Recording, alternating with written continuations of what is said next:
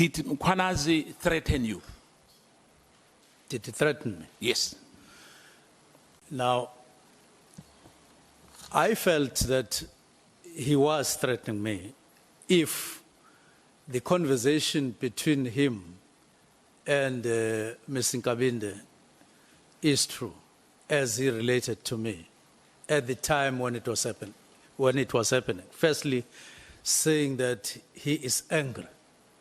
So, and then secondly, if the minister is clean, it suggested a lot of other things. If the minister is clean, and so on. So I felt that he was actually issuing threats, and it was undue, because the letter was not written to him in the first place. It was written to the National Commission.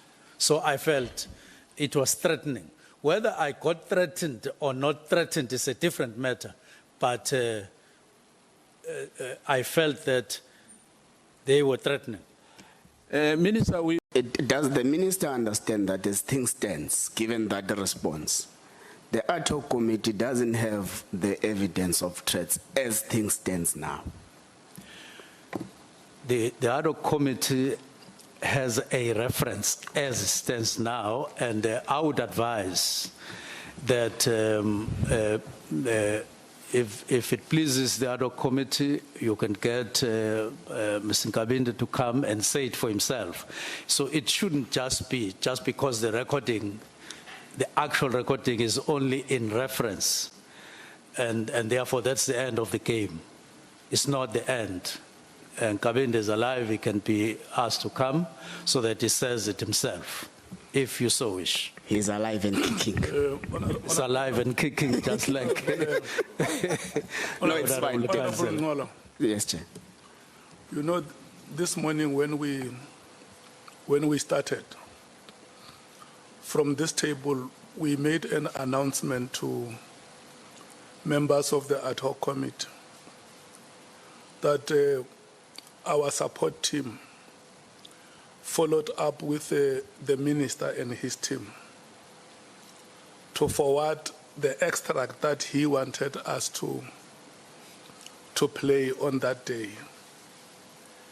And as at the time of resumption of proceedings this morning, that extract has not been forwarded to us. So it is not us.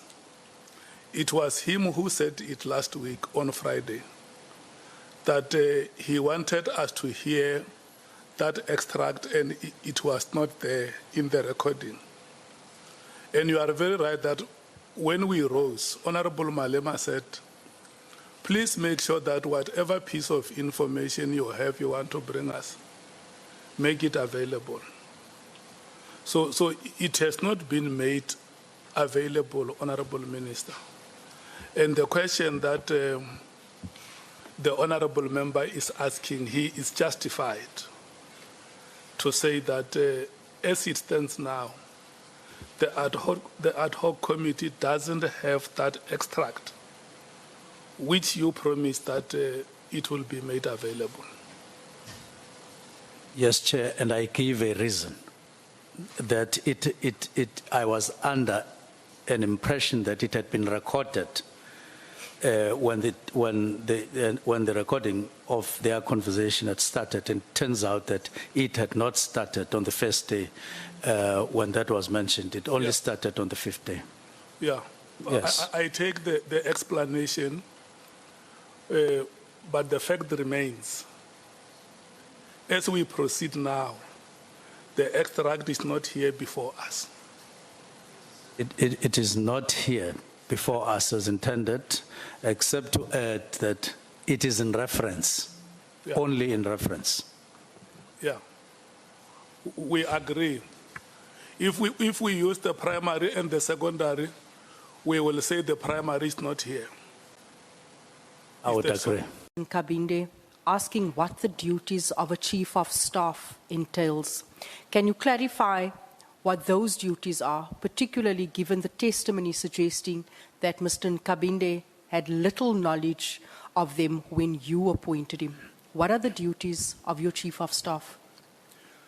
Well, the duties of the chief of staff is generally to manage the office of the minister. That has parliamentary business on one hand and staff that is allocated to make sure that they are properly supervised and guided so that they are able to perform their duties such that the minister is able to perform his duties, including responding to questions and other related matters to Parliament. And then on the other is to assist the minister on cabinet-related matters, preparing files and reports as may be required. But on the other hand, also to be able to run your public affairs, that includes constituency, it includes answering queries from the public, and then there are also internal issues like connecting with, among other people, the National Commissioner and other officers, such that there's smooth running between the department and the minister on the other hand, but also work with deputy ministers. So generally, those are the tasks in a nutshell of the chief of staff. That was a very general response, Minister. I was referring specifically to his employment contract of employment. What are the specifics that was required by him? Does he have the relevant qualifications for this job? Do you know what's his qualifications? Does he have any? So I will ask you, you speak in a low voice, and Oh, I speak a low voice. I was Yes. just being very considerate because the last time you said I spoke beyond the heads of anything that was alive. But if you want me to up the volume, I gladly will. I asked you what are the qualifications and the technical qualifications that he has. Well, Mr. Kabinda has a degree that is a BTech in policing and some diplomas and so on. Administratively, I would say he worked in the IPID where he acquired some skills related to policing. Makes through General Mkhwanazi, they came to see you at your home, stayed in KZN, flew all the way, and then from there he meets General Mkhwanazi. Says, "No, I want to introduce you to the Minister of Water Affairs." And then General Mkhwanazi says to this guy, "How do you know the minister?" "No, when we're in IPID, he was a person of interest. And then we went there to check him up, and I actually helped him with a matter we're investigating. And so in a way, he owes me a favor that I've done some work to protect him. We had a case or something like that." It says that to General Mkhwanazi, which he came and said it here. And then from there, to